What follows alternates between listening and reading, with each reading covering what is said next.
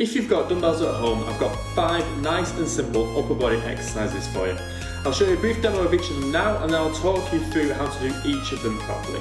If you have the adjustable type of dumbbells and don't have enough weight to get a pair of dumbbells heavy enough for some of these exercises, I'll also show you how you can do each of these with just one dumbbell. Let's get into it.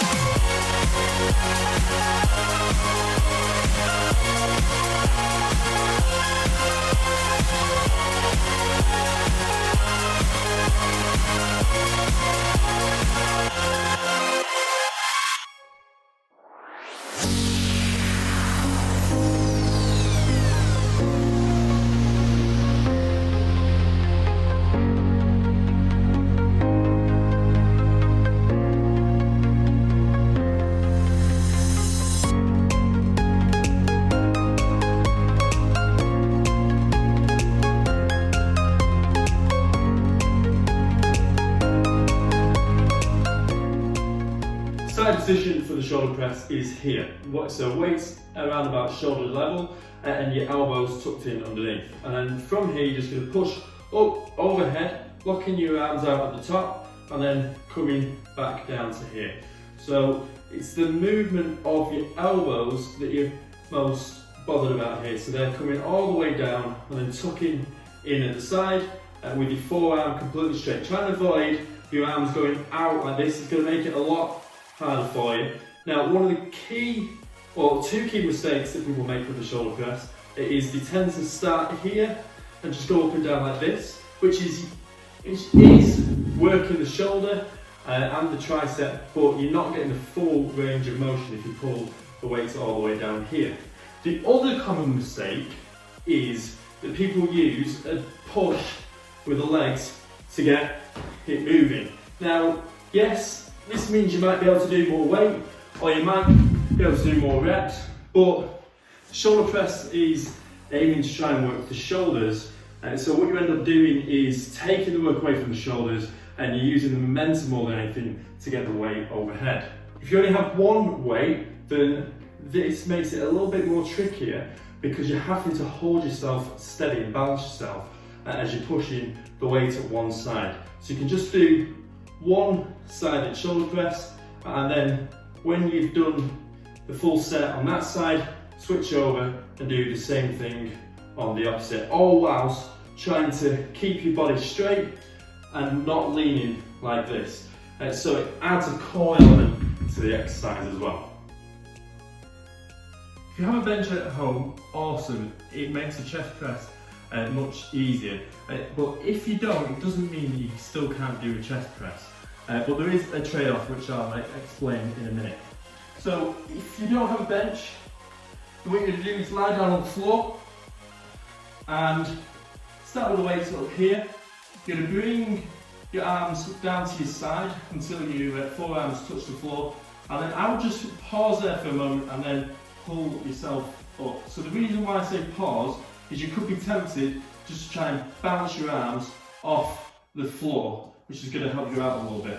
So come down, rest, back up, bring the weights together, lock the arms out at the top, and then back down, rest, and then back out at the top. Now, the trade-off with not having a bench is that you're losing range of motion, because normally the elbow would come behind the torso, so it's taking the chest muscles through a greater range, but at this point I wouldn't worry too much about that. If you're able to do this at home, then that's better than just avoid it completely because you don't have a bench. If you have just one weight, then you can still do this. Again, steady yourself, lower the weight down, rest your forearm on the floor, and then back up to centre. So just try and find that centre spot in the ceiling and just bring the weight up to there. Try and hold everything else nice and steady so you're not swinging around. This one, there's two options stance-wise. You can either keep your feet quite close together, or you can stand quite wide apart and then the weights are coming out on the inside of your legs. So what you're going to do is push your bum out. So allow it needs to be soft, push your bum out and try and keep your back as neutral as possible. And then once you're in this position, you're just pulling your elbows up as high as you can.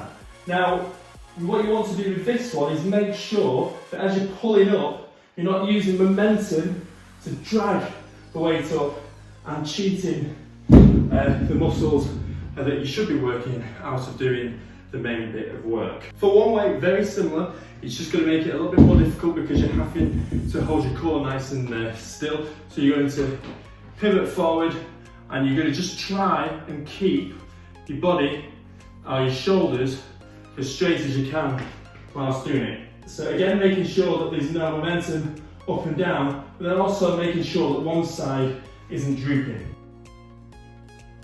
So you're going to start with your palms facing forward and then not moving, so keeping the elbows tucked into the side, not moving the upper arm, you're just going to pull the weight up like this. Now from the side on, you should see that the elbow doesn't really move. Now again, another mistake we see here is people pulling the elbows all the way forward. Now that's not the end of the world, but what you tend to find again, you cannot stop, or what you're doing is using a lot of momentum. So you're not necessarily isolating the bicep here. You're working a lot more and using momentum to swing the weights up. So we would suggest keep your elbows tucked in at your side, keep yourself up straight, and then pull up like so. If you've only got one weight, then the same thing, you want to hold your core nice and still and just pull up, try and making sure that you're not pivoting over to the side, that you're holding the weight on. You start with the weight above your head like this. So similarly, side on, elbows don't move here and you're just extending your arms up. So the forearms are pointing up towards the ceiling and then you're just extending the elbow and letting it drop as far down as you can and then pull it up. So you should feel this on the tricep here. Now, similarly, you can do this with one arm. Now these weights are a little bit too heavy for me to do with one arm, but same thing applies. Hold yourself nice and steady and just extend one arm here. You can actually use the other arm in this case to make sure that you're not pulling your elbow forward as you're extending, not pulling your forearm forward as you're extending your arm here.